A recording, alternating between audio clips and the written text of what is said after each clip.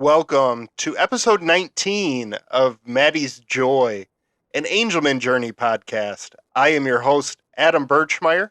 This week we are back with a brand new episode, and I will be talking about how important it is to share our children's journey with others. I hope you enjoy.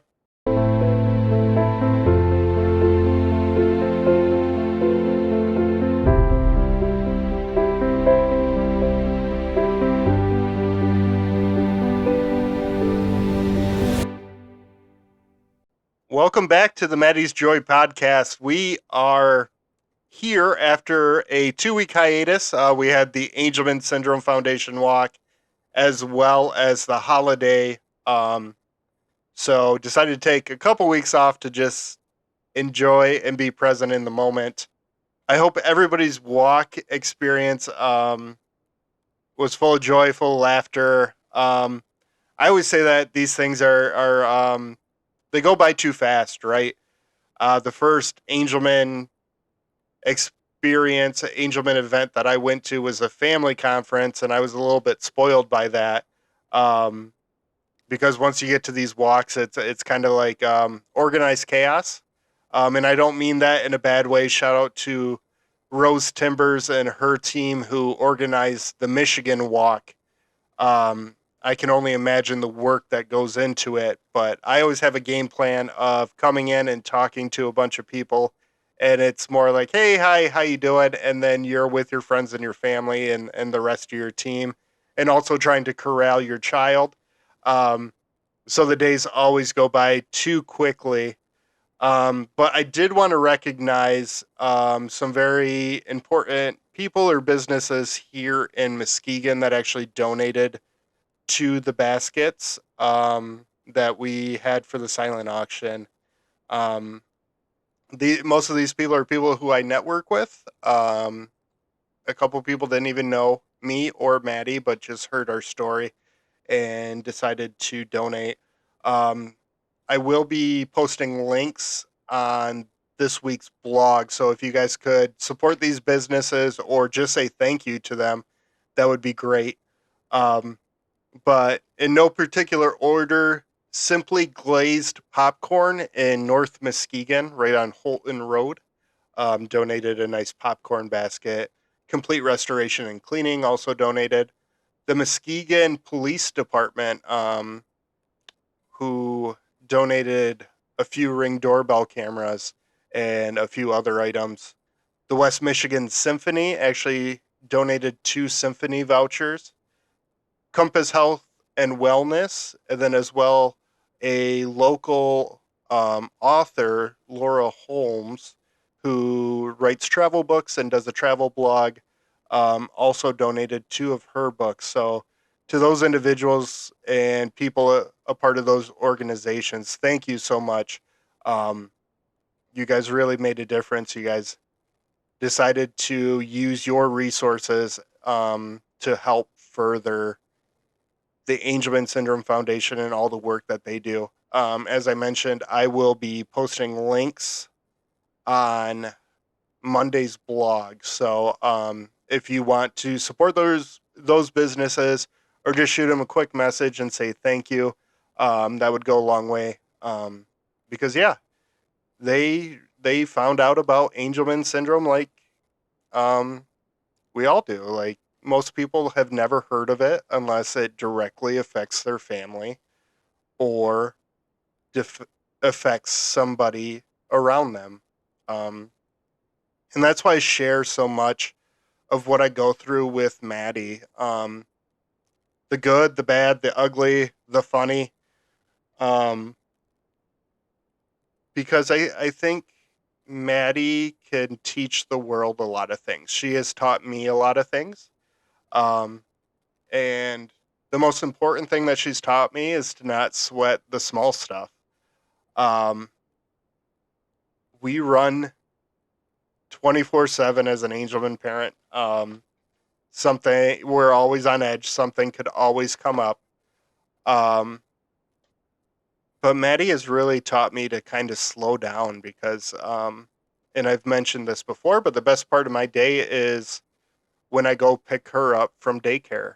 Um, my wife typically drops her off in the morning. I typically pick her up, and the best part of my day, it doesn't matter if I had a great day, a bad day. It's always the same. As soon as I walk in that door, I look in the room that she's in, the toddler room, and I say, "Hey, baby girl," and her head just snaps right to the gate. And usually she'll get up on her knees, and then she'll start bouncing, and she'll sometimes she lets out a squeal, but it's always just pure joy um, on her face. As soon as I get her, she usually smothers me in kisses and gives me a hug. And, you know, that just teaches you something very important, because I don't know what type of day Maddie had, right? Daycare updates me, but it could be the worst day that Maddie's ever had. But as soon as she sees me, that's all that matters, right? Your family, your loved ones. Maddie really simplifies things for me. It's not, oh, I have to reach back out to this business or this person, and tomorrow I got to put out this fire. It's, hey, let me just be present in the moment, and love my daughter, love my wife, love the family around me, the friends around me. And that's really what Maddie has taught me. Um, but I'm very vocal about our journey. I'm very vocal about all the therapy sessions that we go to, how far we drive. And it kind of opens people's eyes to this world that I think for so long has kind of been a private struggle. And I'm not talking just the Angelman Syndrome community, but kind of the special needs community, or if you have a child that has long term health issues. I don't think people realize the struggle that parents go through. Um, and that's why I bring it up all the time at any of my networking groups, things like that. I probably sound like a broken record sometimes, but that's my day to day life, is caring for my daughter, um, driving 40 minutes to a therapy appointment, and 40 minutes one way, 40 minutes back, 32 times a year. She has PT 30 times a year. She has OT. And those visits sometimes aren't back to back. And then she has speech therapy, which is north of us and not in Grand Rapids. And all these things build and build and build. And I can kind of use my platform with what I do and teach other people, whether it's a business owner or a community member, what that looks like. And hopefully it provides more empathy for people. My employer's great. We are way under 50 people at my employer. I work for a small nonprofit, and we don't have FMLA. So my job could potentially be at risk if I miss too many days of work. I don't have that federal protection there. But thankfully, my employer is very good at, hey, whatever you need to do, come back when you get it sorted out. So I'm very thankful for Access Health. I'll give them a little shout out. Tiny little Access Health in Muskegon, Michigan. And then thankfully, with my wife's employer, she does qualify for FMLA. So she has that federal protection. She can leave anytime, and her employer cannot terminate her um, or do any punitive actions because she is absent from work for the treatment of our daughter. Um, and I think another thing is Maddie teaches the children around her. Um, her daycare has been fantastic. Her daycare is all neurotypical children. She's in the toddler room right now. The state of Michigan granted a waiver because when she turned 3, she was supposed to move into the school age kid room, which wouldn't have been safe for her. But the state of Michigan granted us a waiver. But she has been able to learn herself, learn how to play with her peers, but also her peers have been able to learn to adapt to them. And it's really cute because her classmates say goodbye to her. Um, we get pictures of them actually sitting down and playing all together. Um, at one point, Maddie had a boyfriend in the room, and all they did was wind each other up. Maddie would scream at him, and he would scream back at Maddie, and it worked. We called him her little boyfriend. I asked what his intentions were. He didn't say anything back to me.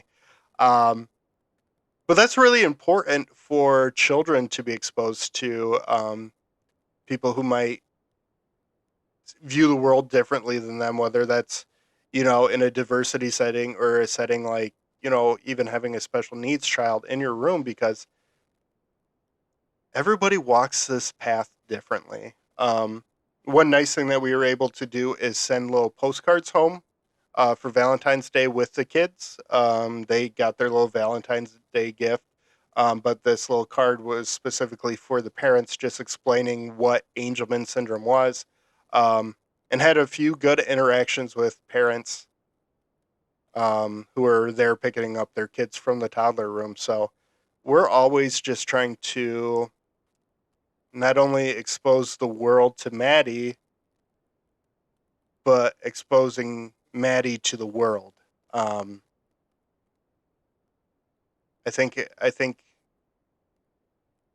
having Maddie has opened my eyes to a lot of things, and therefore we're able to teach others. Um, Cool thing with my nieces, I have nieces that just adore Maddie. Um, they came over Tuesday because I had a men's soccer league and I play with my brother-in-law in there. And my wife was babysitting them, and of course they come in. Maddie's excited to see them, and they just dote on her hand and foot. Whatever Maddie needs, they get for her, and they treat her like a baby. And it's cute. It's good to see. But my wife was actually able to show them a few TikToks actually of older children and what Angelman syndromes might look like for Maddie moving forward, and it was kind of a sobering moment for them. But then they just thought that her communication device was so cool, and they were able to put their pictures in the communication device so Maddie can point to her cousins and it'll speak their names. And it's just that constant learning, constantly teaching the world that, hey, Maddie's here, and even though she might not win a Nobel Prize, she has a lot of value. She brings a lot of worth. She brings a lot of joy um, to the world, and I think a lot of your children do too, whether they're 2 years old, 54 years old. Um, and I think another thing is, as you guys share your stories out there, I learn. Um, I ran into someone at the Angelman Walk, Mrs. Ferguson, who I met actually at the family conference. So we knew each other. And I was just talking about Maddie's IEP. That was the last episode of the podcast, and I talked about how smooth it went and all this good stuff. And she taught me that it's not always going to be that easy. There's going to be things that you need to fight for. Um, there's going to be services that you need to demand, and there's going to be pushback from the school district. Um, but I think that's another component to sharing not only the good things but the struggles as well, so that other people learn that, hey, um, maybe they do need this service. Um, so I do learn from a lot of you, a lot of the parents that have come before me. It was an interesting quote that I heard that life is lived in the present, but is defined by looking into the past. So the reason why you're living, you don't always know until years and years later, where you can look back on your life. And that's kind of how I feel we are right now with Maddie. Um, she's only 3 years old. We've known that she's had Angelman syndrome for a year and a half. We've had, is it a year and a half? Yeah, I think so. Time just flies by, right? Um, but I don't know what I don't know. Um, and so I appreciate you guys sharing your story. I encourage parents, if you haven't started sharing with others, obviously if you're as you're ready. A month in, I wasn't ready to share Maddie's story. I wasn't ready to share about Angelman syndrome. I wasn't even able to focus at work at that point, right? Or if you're in a period of grief, because we know that those things, it's not like you get over a diagnosis. A diagnosis comes in waves, right? It could be when your child's 25 that all of a sudden something makes you sad, or something kind of hits home. Um, but I encourage you, if you're in a good space, to share your journey, share the funny stuff, share the sad stuff, share the frustrating things, barriers that you've hit, um, because you can actually make a difference in your community. I hope that the people who I have reached here in Muskegon, I've made an impact on them in some way. Um, Captain Andy Rush of the Muskegon Police Department, who's a fantastic human being. He's even offered to show Angelman kids around the police station and let them, turn on the sirens and things like that. But it's just those little human connections that you make. It doesn't need to be in a TikTok form. It doesn't need to be in a podcast. It doesn't need to be in a blog, but just at your day to day share. Um, because I think that does make the world a better place. And that's kind of what's been on my mind lately. I've had 2 weeks to think about this. We do have some guests lined up in the coming weeks, so stay tuned to that. Um, but yeah, I hope you guys all enjoyed the Angelman walk. I did. I hope you guys are out there getting in the summer heat. Maddie actually visited the beach here in Muskegon for the first time this year. Over the past weekend, it was her birthday, and she, even though it was 90 degrees, the water was still only 55 degrees. So that was a quick dip in Lake Michigan. But I hope that you guys all stay safe. And until next time, have a wonderful day.